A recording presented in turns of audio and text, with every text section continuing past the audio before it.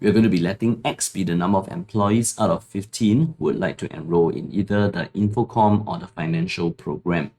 And the probability of an employee doing so will be 1 minus 0.29. So X here is going to follow a binomial distribution. There are going to be 15 employees and the probability is 1 minus 0.29.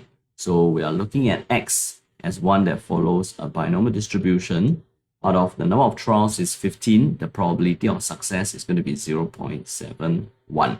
And according to the question, we are supposed to be calculating the probability such that X is exactly 12.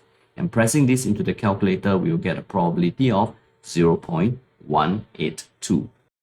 We're going to let Y be the number of employees out of the 15 who would like to enroll in human resource program. The probability of an employee doing so is 0.29. So Y here will also be following a binomial distribution. Out of the number of trials as 15, the probability of success is 0.29. And according to the question, we are supposed to be calculating the probability such that Y is no less than 5, which means that this is going to be bigger or equal to 5. And we can also represent this as 1 minus probability that Y is, because we want Y to be 5, 6, 7, 8, and so on. So Y should be less than or equal to 4. That must be minus off. And if I were to press this into the calculator, the answer is going to be 0.450.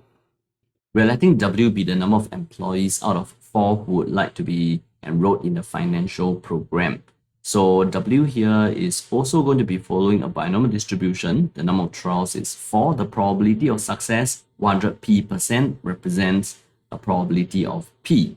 And according to the question, W is supposed to be either 1 or 2. So we are going to be considering the probability that W is equal to 1 or the probability that W is equal to 2. And according to the question, this probability is equal to 0.3.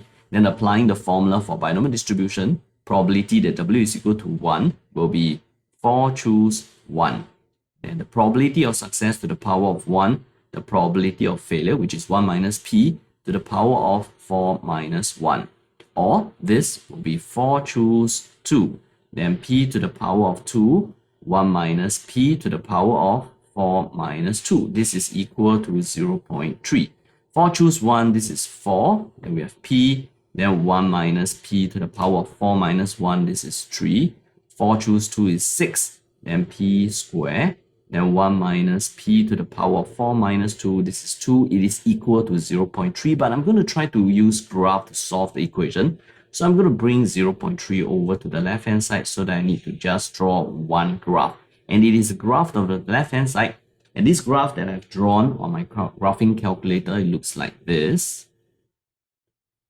And for this particular graph, we will be ignoring anything where P is negative because P is the probability, so it cannot be negative. So we have 3 possible values for P here. This one that is here reading off from my calculator, this is equal to 0.08690. And for this is equal to 0.72428.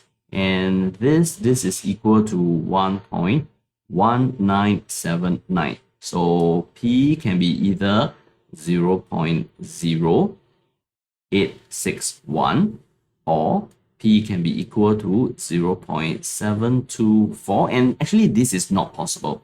Why? Because the probability of someone trying to enroll for the human resource is 0.29. Which means that the maximum possible P can go should be 1 minus 0.29, which is 0.71. So this P is not going to be applicable because P has to be less than or equal to 0.71. Or one last possible P, which is actually not even possible because P is the probability, so P cannot be more than 1. So this I will also be rejecting because P must be less than 1.